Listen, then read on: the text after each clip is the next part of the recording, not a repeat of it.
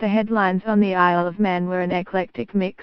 A man spitting in the face of a police officer was one, a nasty car crash in the capital, Douglas, was another. Last week, there was little to suggest any disruption to the gentle pace of life on the British Crown dependency in the Irish Sea.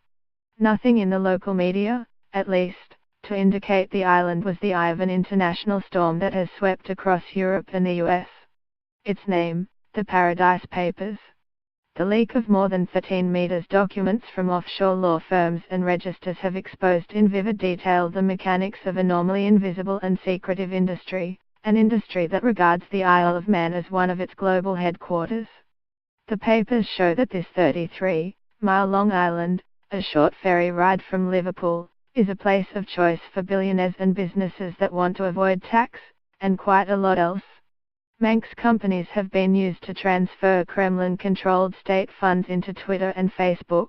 They have obscured the financial connections between two Premier League football club owners, and they have been used to issue $1 billion, £764 million, of tax refunds to wealthy private jet owners, including sanctioned oligarchs from Vladimir Putin's inner circle.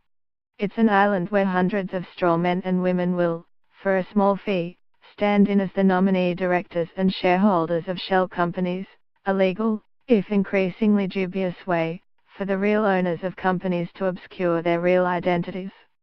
Pity the island's chief constable, Gary Roberts. In May, he sounded the alarm in his annual report. He described financial crime as a genuinely strategic threat to the future of the island. His force has 70 investigators, about 14 of whom are allocated to financial cases.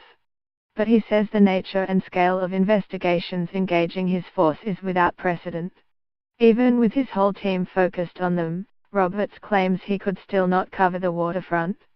If you are going to play in the big world of offshore finance, he told reporters, you've got to have the infrastructure to support it.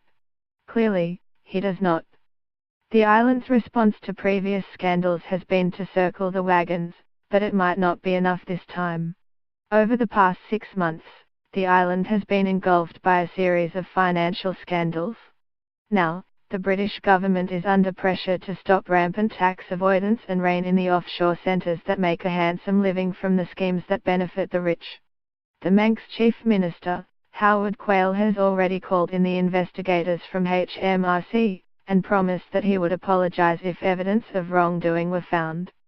Since its days as an Edwardian seaside resort, the Isle of Man has sold escape, a break from the rules and restrictions of everyday life, escape from work, from speed limits. Drivers can go as fast as they like along many of its winding moorland roads, and, more recently, escape from taxes and transparency. 1. Millions of pounds from the Queen's private estate has been invested in a Kaima Islands fund, and some of her money went to a retailer accused of exploiting poor families. 2. Prince Charles's estate made a big profit on a stake in his friend's offshore firm.